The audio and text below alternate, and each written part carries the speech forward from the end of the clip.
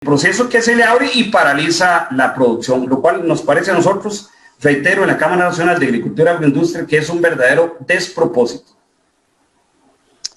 Ahora, en las explicaciones que dan algunas organizaciones, entre ellas Coprofoga, habíamos leído que se daba una prioridad, por ejemplo, a los avances tecnológicos. ¿Cómo en la práctica puede dársele la prioridad a los avances tecnológicos y no a la producción de la agricultura, que sería también uno de los puntos señalados por algunas organizaciones? Bueno, a mí me parece que claramente la tecnología bien aplicada ayuda a incrementar la productividad. Lo que pasa es que también he escuchado algunos ambientalistas defender el acuerdo Escazú a partir de una información que se puede generar, pero lo que no se vale es ver solamente un aspecto positivo y invisibilizar todo lo negativo que puede tener para el sector productivo. Creería que perfectamente lograr esa información por la que abogan algunos, que yo no veo que sea un problema, siempre y cuando no represente un menoscabo a secretos de empresa, se puede lograr por otros medios, no aprobando este acuerdo, utilizando de excusa ello para que también se aprueben todas las demás disposiciones lesivas del sector productivo. Estamos en vivo, estamos en directo para todo el territorio nacional. Somos el programa La Voz del Arrocero aquí en Charlemos. Usted mencionaba ahora fuera del micrófono que algunos países ya están rechazando ya en Sudamérica este acuerdo. ¿Quién es el papá exponente del proyecto y cómo lo están impulsando de manera externa hacia Costa Rica? Bueno, por ejemplo, uno de los padres, utilizando esa figura, es Chile, y Chile lo rechazó, lo mismo que Perú. Precisamente utilizando muchos de los argumentos que nosotros hemos en este programa ido desarrollando. Al final, a la hora de hacer una valoración seria del acuerdo, no podemos más que llegar a la conclusión de que resulta lesivo para el sector productivo. Me parece que en Chile lo tuvieron bien claro, lo mismo en Perú, y esperamos que también esté bien claro para las autoridades costarricenses. Aquí, reitero, don Carlos, no se trata de decir falazmente que el sector productivo está en contra del ambiente.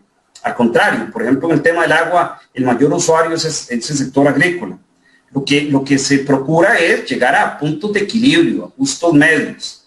Yo entiendo a quienes dependen académica o laboralmente de defender el ambiente, que quieran de alguna manera venir a defender el acuerdo, sobre todo porque también a estas organizaciones, a contrapelo de otras que defienden derechos humanos, y eso es otro aspecto que me parece muy inconveniente, les da una categoría superior, les da una serie de beneficios que no tienen otras organizaciones que defienden otra clase de derechos humanos. Entonces reitero que yo los entiendo, porque están defendiendo intereses. Aquí que no vengan tampoco a jugar de imparciales o de que únicamente son académicos y que no están defendiendo intereses, porque eso yo creo que no se los creen ni en la casa.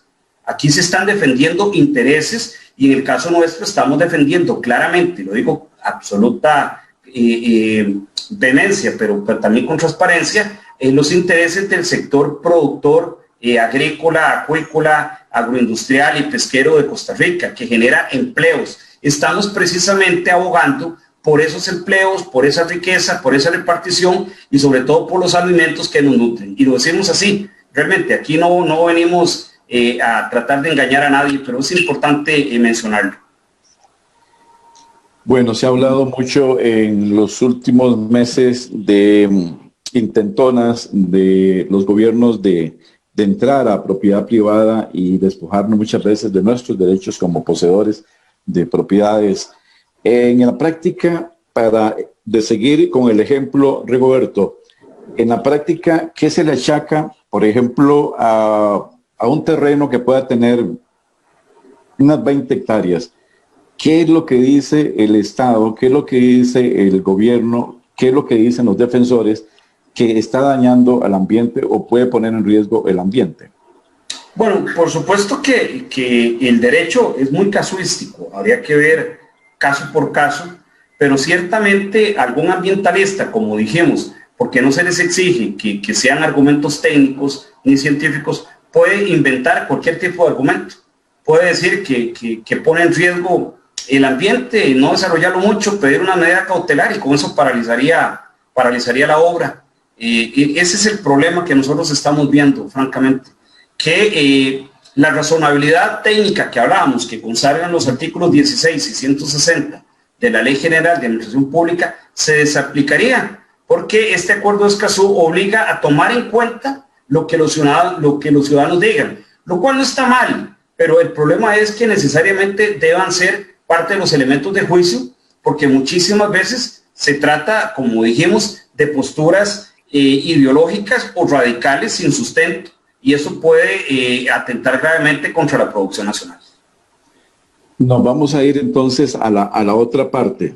Estamos hablando hipotéticamente, ¿verdad? Ustedes admiten que también hay propietarios de terrenos que utilizan esos cultivos, o bien lecherías, o bien factorías, lo que se crea necesario en la producción, que sí abusan o transgreden, digamos, las normas del ambiente. Estamos hablando de una lechería, estamos hablando de un productor de melón que utilice agroquímicos en exceso, en fin. ¿Ustedes creen que se están dando esos casos? Bueno, evidentemente pueden existir esos casos y nosotros desde la Cámara Nacional de Agricultura e Industria no defendemos a los infractores.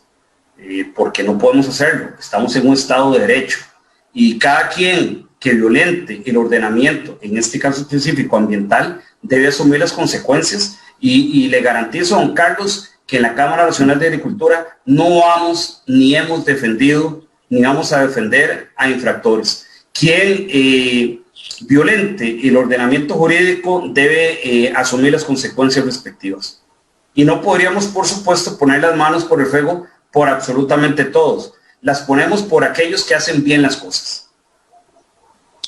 Hablemos ahora de buenas prácticas, como decimos aquí en el sector arrocero, que también hace lo suyo conservando el ambiente y protegiendo el ambiente. ¿Cuáles son esas buenas prácticas que usted está observando desde la Cámara y que aplica digamos, a esas personas que están asociadas, a esos productores? ¿Qué podemos decir? Si hay ejemplos en señalar de industrias que están respetando el ambiente a extremo. Bueno, por ejemplo, le podría decir, en un sector que conozco, el sector cañero azucarero, utiliza el control biológico de plagas, que entiendo que también se hace en otros sectores, creo que café también lo utiliza, hay otros cultivos. Esa es una práctica amigable, con tecnología desarrollada también en el país y me parece que eso ejemplifica que también hay conciencia ambiental en el sector agrícola costarricense. Seguimos hablando también de los tiempos de pandemia. Hay sectores que han paralizado, otros que no, como en el caso de la agricultura. También es bueno resaltar el esfuerzo que se hace desde el campo y ese gran compromiso de llevar los alimentos a la mesa de todos los costarricenses. Es el momento también de reconocer ese esfuerzo en épocas de pandemia, porque la gente cree que los agricultores son inmunes, ¿verdad?, a esta pandemia. ¿Cómo podemos resaltar ese esfuerzo que se está haciendo desde el campo? Bueno, prácticamente a puertas del Día del Agricultor, no podemos más que darle un reconocimiento a esos héroes del campo, que con sus manos y bajo el sol cultivan los alimentos que nos nutren y nos dan bienestar, nos dan salud. Por supuesto que no se ha paralizado la labor en el campo. Esos héroes y heroínas cada vez nos enorgullecen más como país, con una tradición que está en lo más profundo del ser costarricense, es de profundo raigambre en nuestro ser, sobre todo porque somos un país con vocación agrícola. Así que desde ya de forma adelantada, pues un saludo afectuoso para todos los agricultores, para las agricultoras, que tanto bienestar le generan al país y de quienes nos tenemos que sentir muy orgullosos.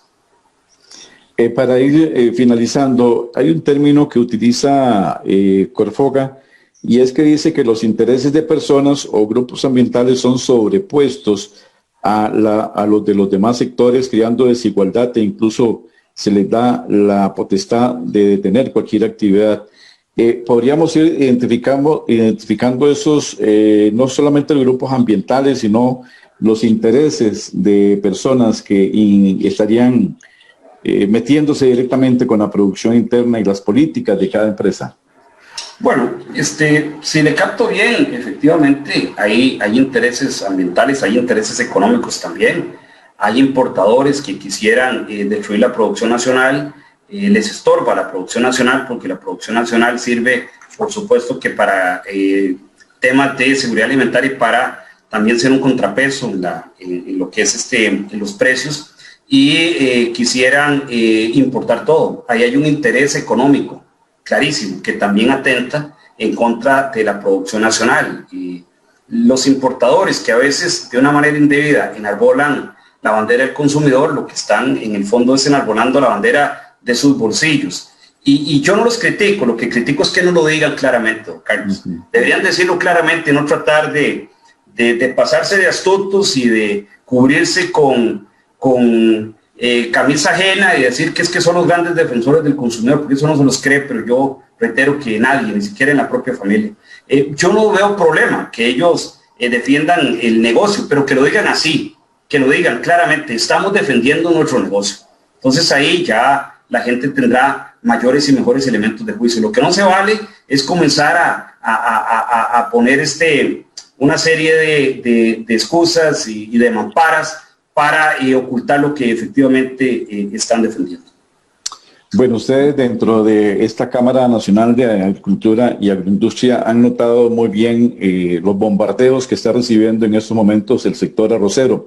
Sin salirnos del tema, ya que estamos hablando de grandes intereses poderosos, ¿cómo ha visto este ataque sistemático y mediático que está recibiendo Conarroz con un asunto que tiene que ver también con el derecho de respuesta? Hay medios, hay periódicos, especialmente dos, que están bombardeando a Conarroz y no se le da ese derecho de respuesta.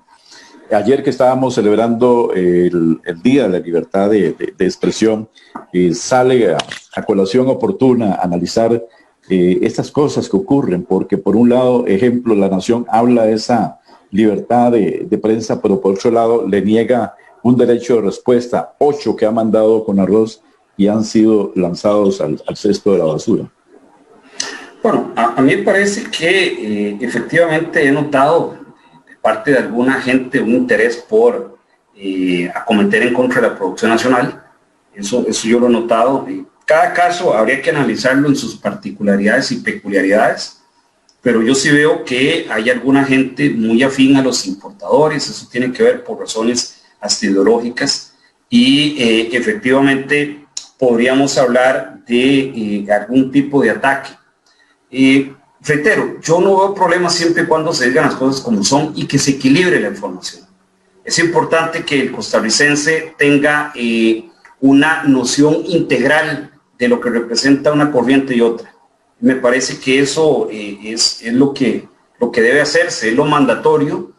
Y creo importante que el sector agrícola se visibilice y que ponga sobre la mesa los beneficios socioeconómicos, la cantidad de empleos que genera como el mayor empleador en zona rural, para que la gente se dé cuenta que se podría eliminar miles de productores, miles de familias para enriquecer a unos pocos importadores.